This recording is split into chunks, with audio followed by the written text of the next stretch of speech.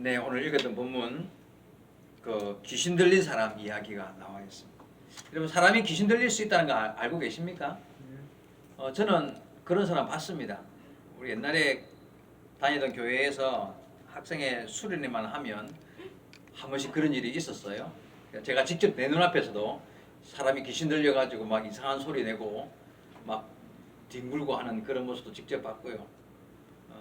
실제로 사람 몸에 귀신이 들어와서 뭐 그런 거 있잖아요. 점치는 사람들, 물론 이게 이제 학습 무당이라 그래가지고 이런 주역이나 공부를 해가지고 점을 치는 사람도 있지만 실제로 어떤 악한 귀신이 임해서 이렇게 점을 치는 그런 접신한 사람들도 있거든요. 성경에도 많이 나오고 실질적으로 그런 접신자들이 있습니다. 귀신이 사람의 몸에 들어와서 그런 역사를 할 수 있다는 이야기입니다.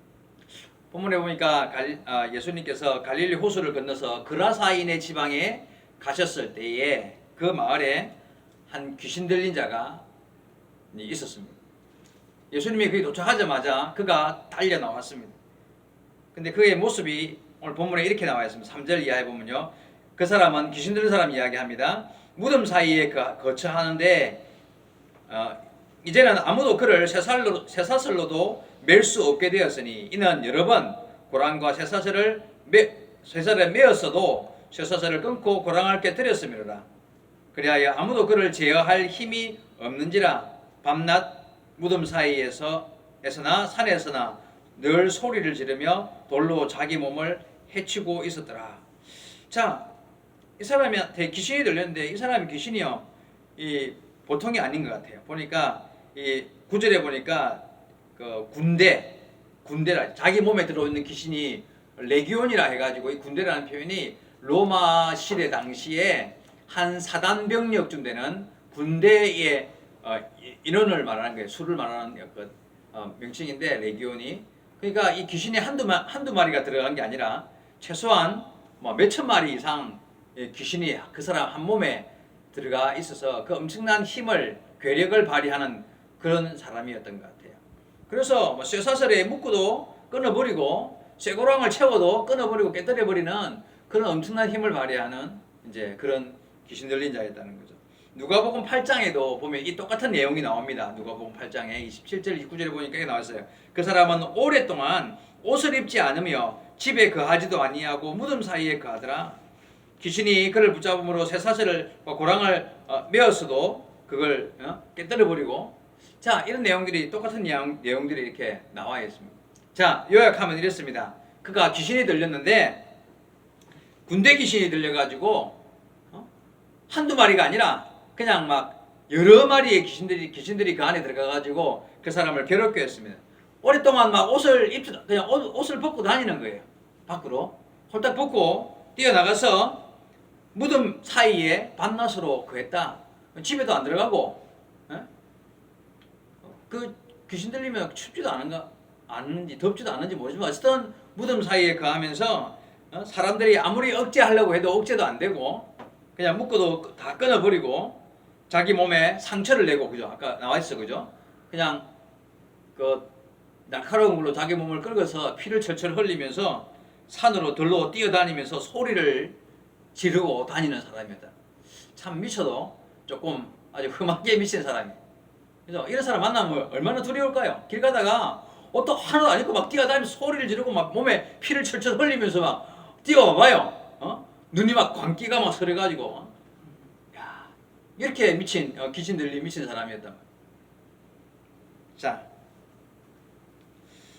자, 여러분, 예수님께서 그를 만났습니다. 그런데 배에서 내리자마자 그가 달려오면서 예수님 앞에 무릎을 꿇고 소리를 지릅니다. 6절 이하입니다. 그가 멀리서 예수를 보고 달려와 절하며 큰 소리로 부르짖어 이르되 지극히 높으신 하나님의 아들 예수여. 참 귀신은 귀신같이 알죠. 예수님이 예수님 하나님의 아들이시며 지극히 높으신 하나님의 아들이라고 말합니다. 그리고 나와 당신이 무슨 상관이 있나이까? 오나건대 하나님 앞에서 맹세하고 나를 괴롭히지 마옵소서 하니, 이는 예수께서 이미 그에게 이르시기를 더러운 귀신아 그 사람에게서 나오라. 예수님께서 그 불쌍한 사람을, 귀신을 보고 불쌍했겠습니까? 그 그런 험한 일을 당하고 있는 그 사람이 얼마나 불쌍했을까요, 그죠? 예수님께서 이 멀리서 보자마자 이 더러운 귀신아 그 사람에게서 나와라. 그 불쌍한 사람을 해방시켜라. 네가 왜 거기 들어가 있느냐 하고 야단을 쳤겠죠. 그러자 이 한두 마리가 아닌 귀신이 자기가 이제 거기 그 몸에서 떠나야 될 거를 알고 그냥 예수님한테 나와 절을 하면서 나를 내어 쫓지 말아달라고 이 지방에서 보내지 말아달라고 이러면서 좀 괴롭게 하지 말라고 그러죠. 예수님이 그 말을 듣고 뭐 그렇게 해야 됩니까? 예수님은 하나님이시고 예수님은 그 불쌍한 영혼이 불쌍한 거예요. 그래서 당장 떠나가라 하고 예수님께서 그를 책망을 하고 내어줬습니다. 여러분 명심할 게 한 가지 있는 게 예수님 말씀 한마디면 어떤 귀신도 떠날 수밖에 없다는 걸 여러분 알고 계십니까? 예수님은 어떤 귀신도 그 앞에서 아무 일도 할 수 없는 가장 강력한 하나님이신 분이십니다. 예?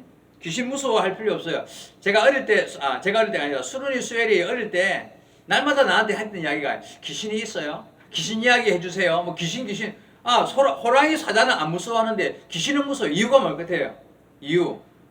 귀신 이야기 왜? 내가 눈으로 볼 수 없는 존재고 뭔가 미지의 세계에 있는 존재다 보니까 그런 존재에 대해서 그냥 막연하게 두려움이 있는 거예요. 그래서 뭐 이런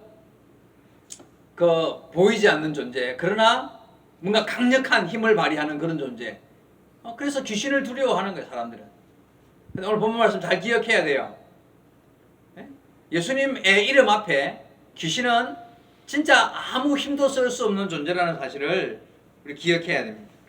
온 동네 사람들이 벌벌 뜨는 그 군대 귀신 들린 그런 사람이었지만 예수 이름 앞에 그것은 아무것도 아닙니다. 저와 여러분 살아가는 동안 뭐 이런 일 당할 일은 없겠지만 혹시나 그런 일 앞에 내가 있다 할지라도 주의 이름 안에서 주의 이름으로 승리하시게 되길 바랍니다. 귀신들이 예수님께 제발 좀 죽이지나 말아달라고 그러면서 뭘 해달라고 부탁을 합니까? 마침 그때 돼지떼가 2,000마리나 되는 돼지떼가 거기 있었다는 거예요. 자 11절입니다. 마침 거기 돼지의 큰 떼가 산 곁에서 먹고 있는지라 이에 간구하여 이르되 우리를 돼지에게로 보내어 들어가게 하소서 하니 허락하신데 더러운 귀신들이 나와서 돼지에게로 들어가매 거의 2,000마리 되는 떼가 바다를 향하여 비탈로 내리다가 바다에서 몰사하거늘. 자 예수님의 명령 앞에 순종할 수밖에 없는 귀신이 나갈 수밖에 없구나. 예수님이 이 사람을 구원하시려고 하니까 우리가 더 이상 있을 수 없다. 근데 나가려고 보니까 그냥은 안 되고 마침 돼지떼가 있는데 저기로 보내달라고 하자 예수님께서 나가라 하니까 그 귀신들이 돼지떼에게로 들어갔고 결국은 그 돼지떼가 2,000마리나 되는 돼지떼가 갑자기 미친 거죠. 그래서 막 돼지들이 그냥 귀신이 들린 돼지떼가 그냥 막 가만히 있을 수 없어서 막 바다로 뛰어들어서 다 몰살을 했다는 이야기. 자 여러분 2,000마리 요새 돼지 값이 얼마나 하는지 모르지만 2,000마리면 엄청나죠, 그죠? 엄청난 재산일 것 같은 재산적 손실이 일어났습니다. 이게 중요한 게 뭐냐면 여러분 잘 생각해 보세요. 예수님은 한 영혼, 그죠? 천하보다 귀한 이 한 영혼을 살려내고 구원하는 것에 관심이 있는 분이에요. 재산적인 피해, 한 영혼 앞에서 물질적으로 얼마나 피해를 입느냐, 얼마나 돈이 드느냐, 얼마나 써야 되느냐, 그것은 중요한 게 아니에요. 예수님 앞에서 한 영혼, 천하보다 귀한 이 한 영혼을 구원해내는 일, 거기에만 예수님은 집중되어 있다는 것을 명심해야 됩니다. 귀신 들려 고통당하는 그 영혼을 구원하기 위한 거기에만 예수님의 마음은 초점이 가 있는 거예요. 바리새인들이 늘 불평했던 게 뭐냐 하면 예수님께서 병자를 고치는데 그게 마침 안식일도 고쳤거든요. 그러니까 안식일날 왜 일하면 안 되는데 일하느냐? 예수님 입장은 뭐예요? 사람이 지금 몇십 년 동안 질병으로 고생당하고 있는 이 사람을 안식일이라도 할지라도 구원해내야 되지 않겠느냐? 너 만약에 안식일 날 네가 키우는 양이 뭐 구덩이에 빠지면 안 끄집어 올리겠느냐? 짐승이라도 구덩이에 빠진 날이 안식이라 할지라도 그 생명을 구원하기 위해서 일해야 되는데, 하물며 하나님의 형상을 닮은 이 불쌍한 영혼이 지금 죽어가고 있는데 그날이 안식일이라고 그 영혼을 구원해내야 되지 않겠느냐 하고 말씀하셨습니다. 여러분, 예수님의 관심은 어디에 있다고요? 한 영혼 한 영혼에게 있었어요. 돈이 얼마나 들고 뭐 율법이 어떻고 뭐 세상적인 사람들의 눈치가 어떻고 그런 거는 중요하게 여기지 않았어요. 불평과 원망을 듣는다 할지라도 주님의 생각은 한 영혼을 구원해내는 것이, 거기에 초점이 맞추어져 있었다는 것입니다.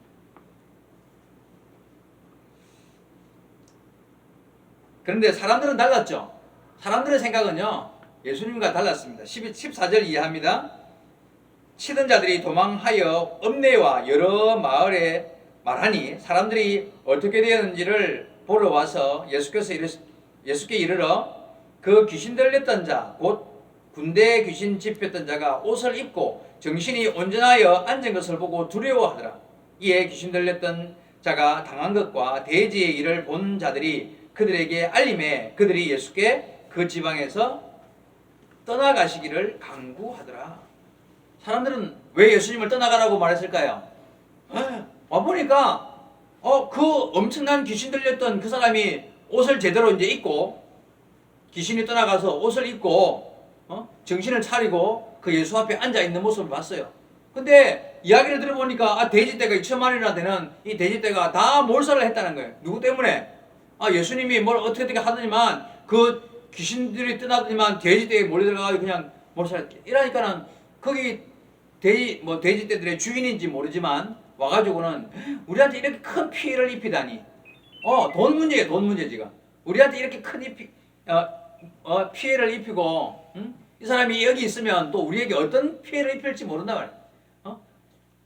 그래서 이 마을에서 좀, 이 지방에서 떠나달라고 부탁을 하는 것입니다. 자, 여러분, 이 사람들 지금 뭐가 중요한지를 모르죠.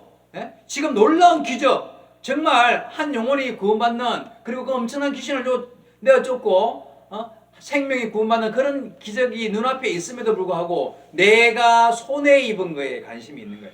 내가 지금 손해 입은 것만. 그래서 정말 중요한 것은 못 보는 거예요. 야, 이런 예수님이 이 마을에 계시면 이 마을에 있는 수많은 병자들과 많은 문제들을 해결해 줄 수 있는 그런 능력 있는 분이구나, 이걸 바라보는 게 아니라 내가 지금 손에 있는 거, 이게 지금 더 중요한 거예요. 예수님의 능력과 그분이 행하실 수 있는 놀라운 어떤 그 힘은 눈에 안 보이고 내 당장 손해보는 거, 여기에 지금 두려워 떨면서 떠나달라고, 그분을 붙잡는 게 아니라 오히려 떠나달라고 이야기하는 거죠. 예수님 참 마음이 섭섭했겠죠. 그죠? 참 어리석고 믿음 없고 삐뚤어진 삶의 태도를 가지고 있는 그들을 바라보며 예수님은 아마 뭐가 중요한지도 모르는 그들을 바라보고 떠나시기로 마음을 먹었습니다. 온 지 얼마 되지도 않았는데 다시 배를 타고 떠나시려고 합니다. 그런데 그때 한 사건이 일어납니다. 18절입니다. 예수께서 배에 오르실 때에 귀신 들렸던 사람이 함께 있기를 강구하였으나 허락하지 아니하시고. 자, 여러분, 이 사건 후에 예수님께서 그 사람이 옷을 온전히 입고 이제 제정신이 돌아왔단 말이에요. 근데 사람들이 와가지고는 막 이렇게 피해 입은 것 때문에 예수님을 다시 떠나달라고 부탁을 하니까 예수님께서도 그래, 내가 떠나지 하고는 배를 타고 다시 가려고 했습니다. 그때 이 군대 귀신 들렸던 사람이 예수님을 붙잡았어요. 그리고는 하는 말이, 나도 함께 가겠습니다. 자, 여러분, 이 사람이 이런 말 하는 거 어쩌면 당연할 수 있어요. 그죠? 생각을 해봐봐요. 자기는 지금까지 귀신이 들려가지고 사람 같지 않은 삶을 살았잖아요. 그렇죠? 그게 산다고 사는 게 아니었을 거 아니에요. 그죠? 놀라운 하나님의 은혜를 경험했습니다. 예수님의 도움이 아니었으면 평생을 그렇게 귀신 들려가지고 옷도 입지도 않고 막 소리 지르고 자기 몸을 해하면서 무덤 사이에 거하고 인간 같지 않은 삶을 평생을 살았을지도 몰라요. 그런데 예수님이 오셔가지고 한 방에 그 문제를 해결시키고 자기를 온전하게 구원해내는 정말 새로운 생명을 입은 새 삶을 누리게 된 얼마나 큰 은혜예요. 그죠? 그런 놀라운 은혜를 경험했으니까 남은 생에 이제 남은 생에 내가 새 생명을 얻었으니 남은 생에 주님을 위하여 헌신하고 주를 의지하고 주와 함께 동행하며 주를 위해 내 생명 바친다 할지라도 아까울 것이 없는 그런 사람이었던 거예요. 그러니까 내가 주님을 따라갈 거예요. 내 남은 생에는 주를 위해 헌신하겠습니다. 그런 마음을 먹는 것도 어쩌면 당연할 수 있는, 이상할 것이 없는 그런 상황이었던 거예요. 자, 그런데 예수님께서 뭐라고 대답하십니까? 오늘 예수님의 대답이 바로 오늘 설교 제목입니다. 그죠? 자, 여기 보니까 19절입니다. 허락하지 아니하시고 그에게 이르시되 집으로 돌아가. 집으로 돌아가 주께서 내게 어떻게 큰 일을 행하사 너를 불쌍히 여기신 것을 내 가족에게 알리라. 집으로 돌아가라. 이렇게 말해요. 나 따라오지 마라. 이 말은 예수 믿지 말라는 뜻은 아니죠. 그게 아니라 집으로 돌아가서 하나님께서 너에게 얼마나 큰 은혜를 베풀어 주셨고 너를 불쌍히 여기사 너에게 어떤 복을 주셨는지를 가족에게 알리라. 이런 이야기를 하시는 거예요. 여기 어떤 의미가 있을까요?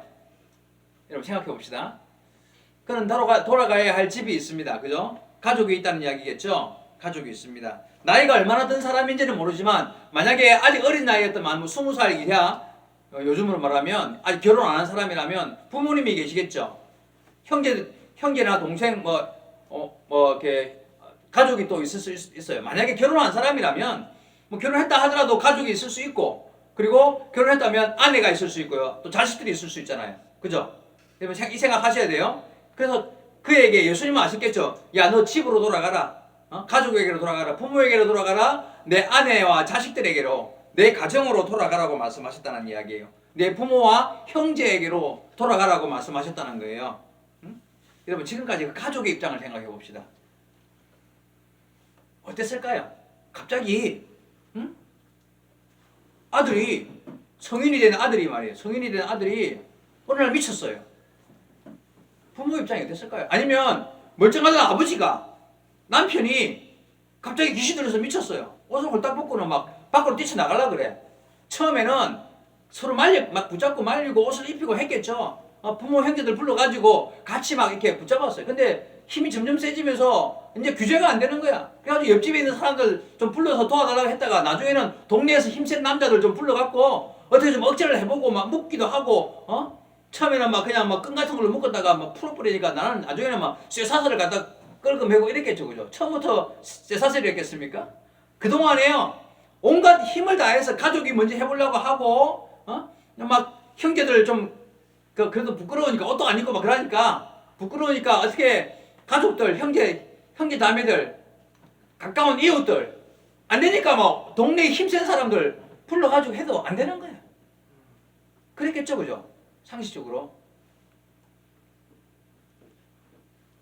그냥 어쩔 수 없이 그냥 막 힘이 세지니까 뛰쳐나간 걸 더 이상은 가족은 감당이 안 된 거예요. 그러니까 뛰쳐나가더니만 옷을 홀딱 벗고는 막 무덤 사이에 거하면서 몸을 자기 자해를 하고 피를 철철 흘리고 막 온 동네를 소리를 지르고 뛰어다니는 그런 미친 사람이 된 거예요. 자, 여러분 이 한 사람 때문에 그 가정이 완전히 피폐해질 만큼 피폐해졌겠죠. 그냥 동네 부끄럽기도 이런 말할 수도 없을 것이고, 그렇게 막 다른 사람들한테 피해를 끼치고 위협을 하고 뛰어다니는 아버지, 아니면 남편, 아니면 자식, 그런 모습을 바라보는 부모의 입장이나 아내나 자식, 그 가족의 입장은 어땠을까요? 이런 말할 수 없는 상처와 어떤 고통을 가지고 살고 있었을 것입니다. 자, 예수님께서 너 집으로 돌아가라 한 이유를 아시겠습니까, 여러분? 가서 말하는 거예요. 너 때문에 상처 입은 가족들, 네가 가서 어루만지고 위로하고, 네가 그들에게 가서 지금 나 따라오는 게 중요한 게 아니야. 예수님께서 하시는 말씀이 지금 나 따라와서 제자가 되겠다고? 그게 중요한 게 아니야. 너 집으로 돌아가서 너 때문에 입은 상처 입고 고통당하고 힘들어한 네 가족 먼저 돌아보고, 너 이웃들은 또 무슨 죄가 있어서 너 때문에 그런 일을 당했겠냐? 너 이웃들에게 가서 갚아줘야 될 거. 너 때문에 막 네가 때려 부순 것도 있을 수 있으니까 때려 부순 거 있으면 갚아주고 그 사람들 위로해주고 치료해주고 내가 그때 그렇게는 몰라서 그랬는데 나도 사실은 피해자입니다. 그 악한 귀신이 나한테 들어와서 이런 일을 당했지만 어쨌든 내가 한 일이니까 내가 대신해서 갚겠습니다. 이제 지금이라도 정신 차렸고 예수님의 은혜로 내가 새 힘을 얻었고 내가 새 삶을 누렸으니 이제 갚아줘야 되지 않겠습니까? 내가 그때 모르고 그래서 미안합니다 하고 그 사람들 네 가족부터 내 이웃들의 얘기까지 네가 그런 일을 당했을 때 입혔던 그런 피해와 주었던 상처들을 네가 가서 치료 안 해주면 누가 치료하겠느냐? 너 집에 돌아가야 돼. 너 집에 돌아가야 돼. 여러분 이 예수님의 명령이 분명히 중요한 명령이라는 거 아시겠습니까? 예수님이 사람 불러갖고 너 다 내 제자 되라. 제자 따라와. 너 신학교 가서 목사 돼야 돼. 이렇게 부르실까요? 그렇지 않아요, 여러분. 그렇지 않아요.